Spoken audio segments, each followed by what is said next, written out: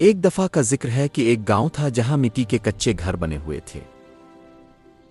गांव सादा था मगर पुरसुकून। इसी गांव में 4 गहरे दोस्त रहते थे। उनके नाम थे अली, सलीम, हमजा और बिलाल। ये चारों बचपन से एक साथ पले बड़े थे। उनके घर एक दूसरे के करीब थे, इसीलिए वो ज्यादातर वक्त इकट्ठे ही गुजारते। सुबह खेतों की तरफ जाते तो साथ, शाम को कुनवे के पास बैठते तो साथ, और रात को चांदनी में बातें करते हुए हंसते खेलते तो भी साथ।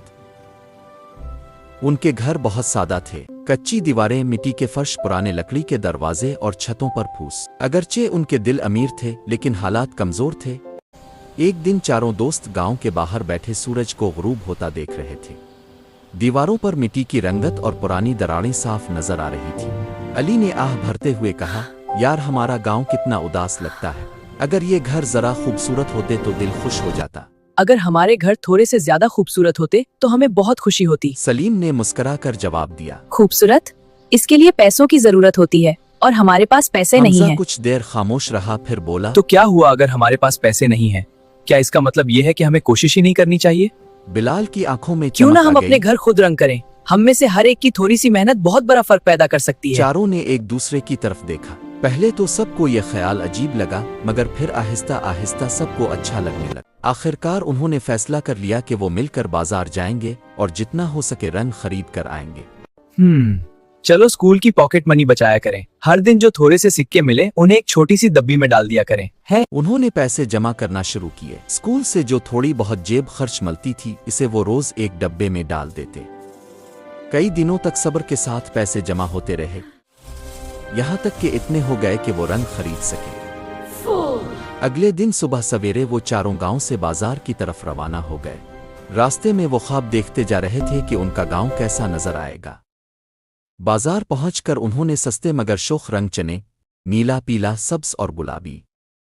पैसे कम थे इसलिए उन्होंने थोड़े थोड़े डब्बे खरीदे, मगर दिल खुशी से भरे हुए थे।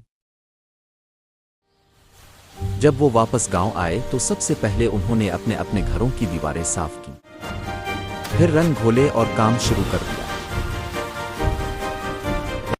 पहले अली का घर रंगा गया, फिर सलीम का, फिर हमजा और बिलाल का। चारों एक दूसरे की मदद करते, हंसते, मजाक करते और थकन को भूल जाते। जब उनके घर मुकम्मल हो गए तो गांव के लोग हैरान रह गए। बच्चों ने तालियां बजाईं, औरतों ने दुआएं दें और बुजुर्ग मुस्कुरा कर कहने लगे, तुम सब ने बहुत अच्छा काम किया है।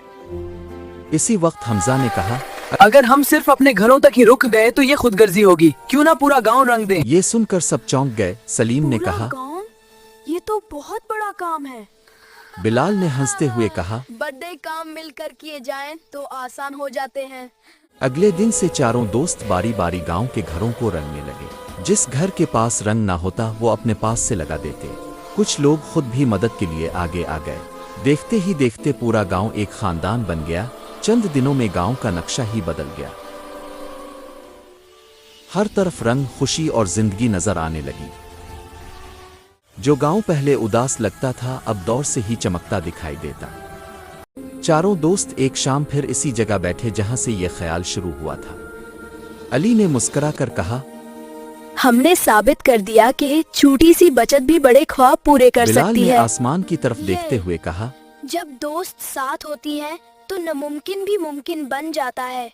इखलाकी सबक, मॉरल, अगर नीयत साफ हो और लोग मिलकर कोशिश करें तो गुर्बत भी रास्ता नहीं रोक सकती।